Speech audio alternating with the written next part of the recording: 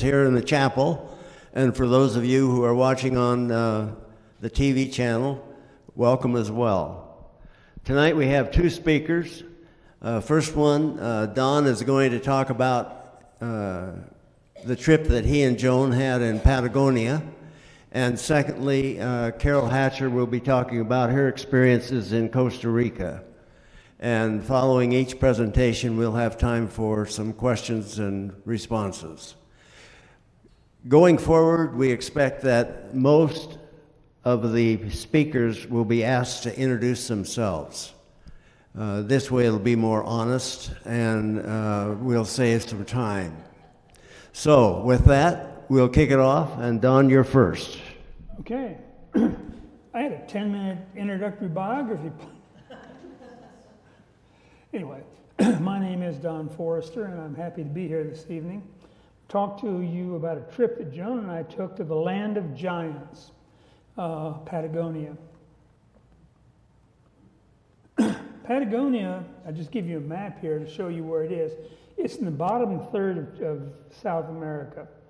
It goes all the way from the top of Argentina down to Cape Horn, which is in the bottom, right down. Like I can't see my finger. Can't see. I have a pointer. That's all right.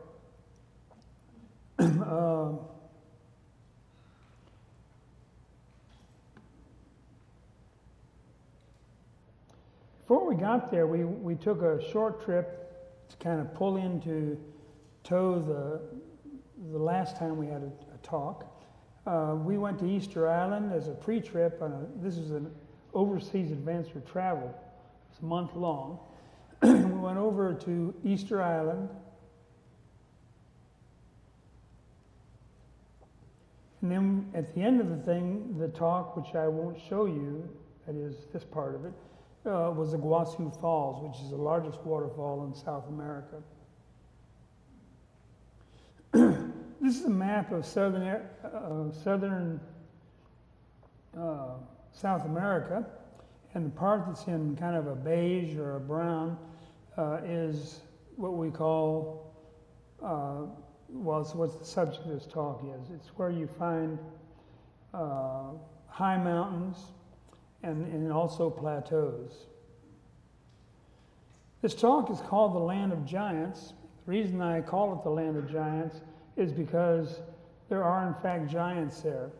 Some people think that the Paine Massif in Chile is a group of mountains that look like a giant sitting in a row. The tallest peak is over 10,000 feet, and so it's a pretty impressive mountain chain, especially to a Texan who grew up on the plains. A second hypothesis for the name is Bergman's rule.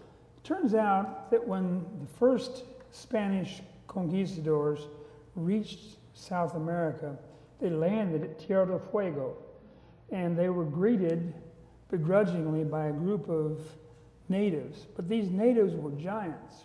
Most of the Spaniards were only 5'3" on average.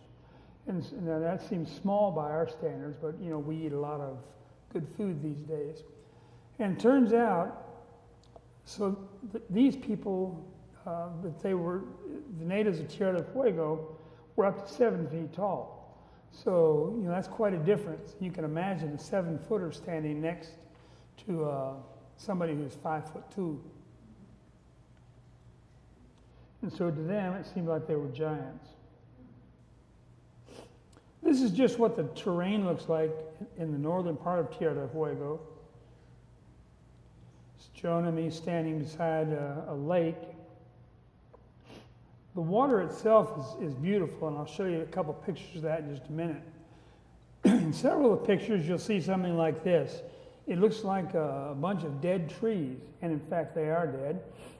This is a grassland today, but in fact, it's the result of a series of major fires that happened in the early 1900s. What you see at, at Torres del Paine are a series of ice fields, and this picture of Joan, myself, and my sister standing in one of these ice fields in the background. The ice itself is beautiful, and it's very, very extensive here. You can see it looks like it's blue. There's some more blue right there. That's a phenomenon referred to as Rayleigh scattering. And basically what happens is they're blue because the intense weight of the ice compresses it. And as a result, when light hits it, the blue portions of the spectrum get absorbed, and the red portions get absorbed, and the blue portions get reflected back. And so the ice literally does look like a vibrant blue. There's a better example, perhaps, demonstrating that.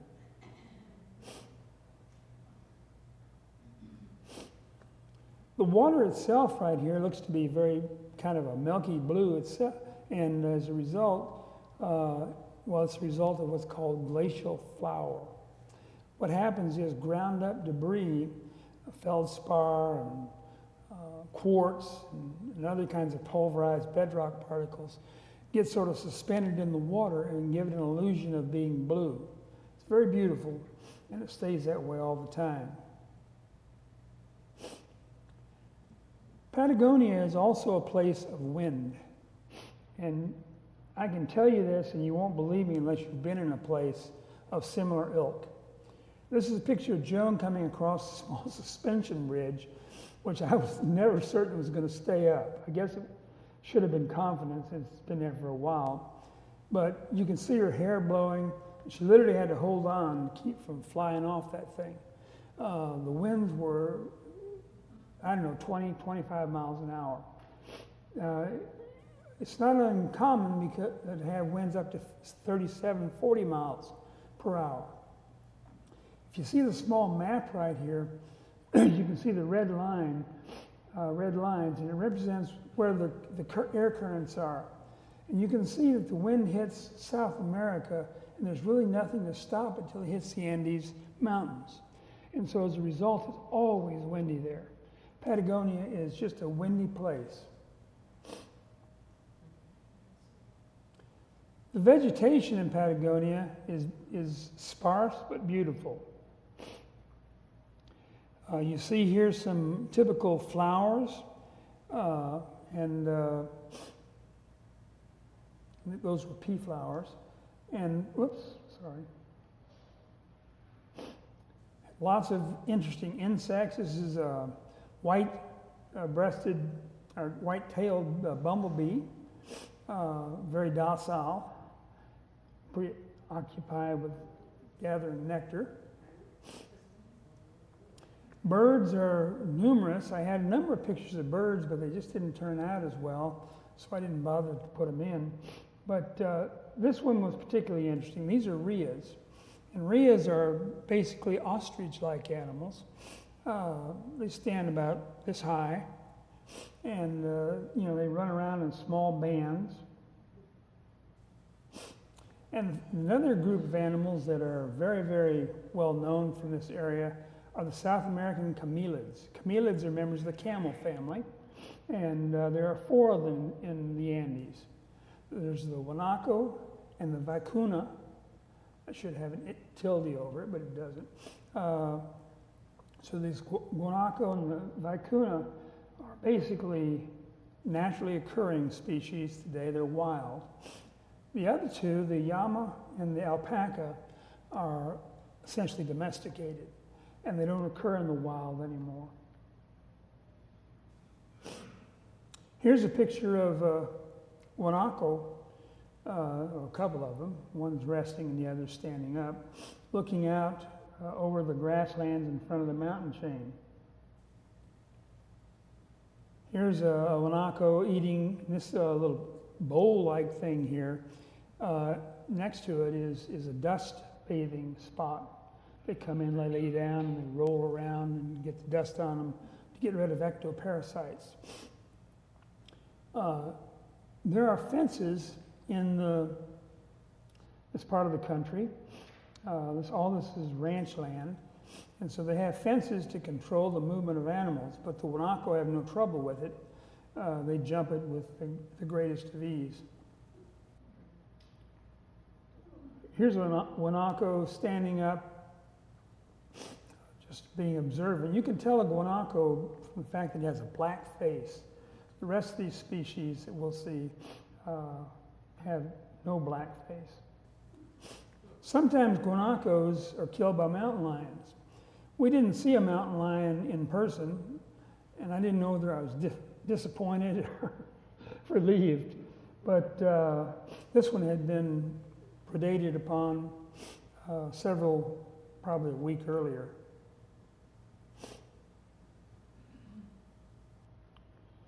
When we came, this picture was taken in Chile, and when we came upon it, I was shocked.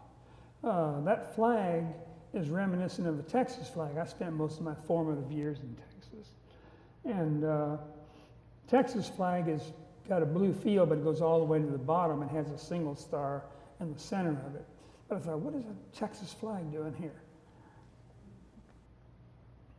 This was isolated kind of a farm store out in the middle of nowhere. One of the more interesting things in Patagonia are the people. And this guy is a cowboy. I'd call him a cowboy. Perhaps you would call him a gaucho. The gauchos herd sheep primarily, at least here, and they have one or more sheep dogs that run along beside them. Whoops, wrong way.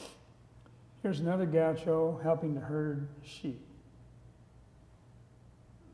You can see the grass has been closely cropped. That was one of the things, in being a Texan, we always talked about nesters. The people who came in after the explorers were there and would start fencing things off, and letting their cattle and sheep graze things to the ground. And I'm sure you can see how short that grass is. I took this picture just because it interested me. This dog is a sheepdog. These sheepdogs are just incredibly agile and smart. And this one is typical of many sheepdogs. They have two different color eyes. One's blue and one's brown. It would be a little freaky if you were a human being. People look at you. You probably want to get a contact lens. And this guy, I put him in here as a contrast because he looked a lot like a miniature dog. But of course, that's Fetus mephitis skunk. Ranching is a big thing in Patagonia, probably the biggest occupation, and yields more financial benefit than any other occupation.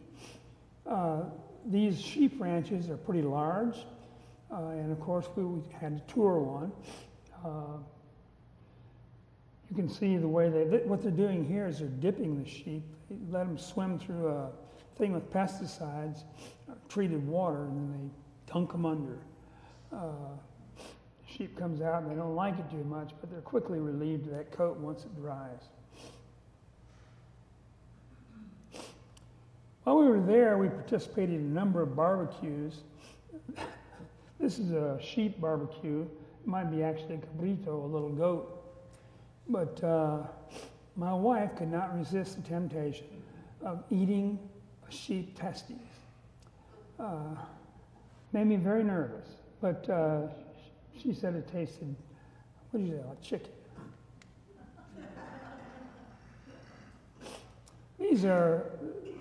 This is big sky country.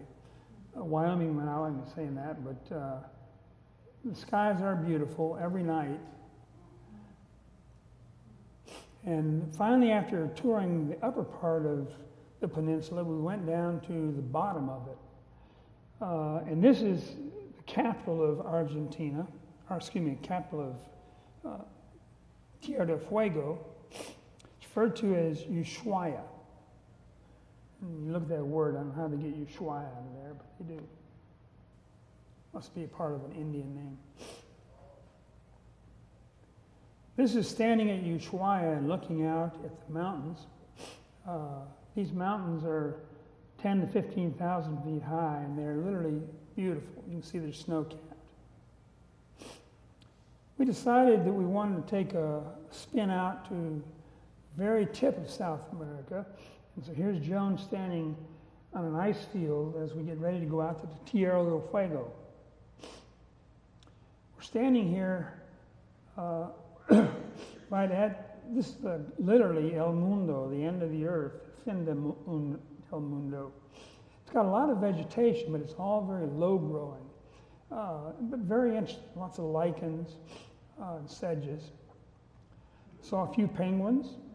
These are Magellan penguins, and they, of course, prosper in an area like this. Here we are. This is what we went out to the island on. These are basically rubber rafts, and you can see about the size of the group we took. This is the Isle of Cape Horn, and one of the things they have there is something that really impressed me. It was this large monument. Right beside this, to the left of it, there was a little lighthouse. But right here you see the sculpture. And the sculpture is little more than it seems. It's actually two pieces. So they're all set by about this much. And so each one is a half, each one of those pieces. And they represent an albatross. And I was an aspiring haiku writer in those days. And so it literally caused me to write a haiku. From an empty sea, winds howl through metallic wings. 10,000 ghosts wail. Now that reference to ghost wailing is a number of people that are thought to have died trying to go around Cape Horn over the years. It was a very, very dangerous time. 25 to 50 mile per hour winds. And sailing ships, that's not where you want to be. And of course, my wife sits back and smiles.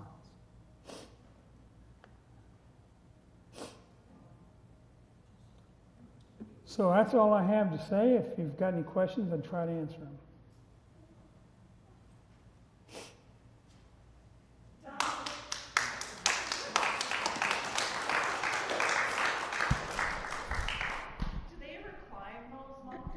Oh, lots of people climb those mountains.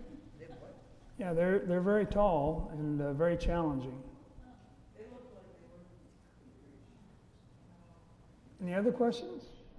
Don, does the snow stay on those mountains pretty much year round? Year round. Pardon? Year round. Year round, okay. The tops of them. Yep. Other questions? Okay, well, thank you very much. Are there ships that pass through the Magellan Strait? Yes. So it is a shipping lane? It is a shipping lane, but it's a pretty rough shipping lane. I mean, but that's the easiest way to get to the west coast of North America. Okay. So they come around and go up, or they can go through the Panama Canal now. But for a long time, that was the only way to get to the west coast. Okay, well, thank you very much.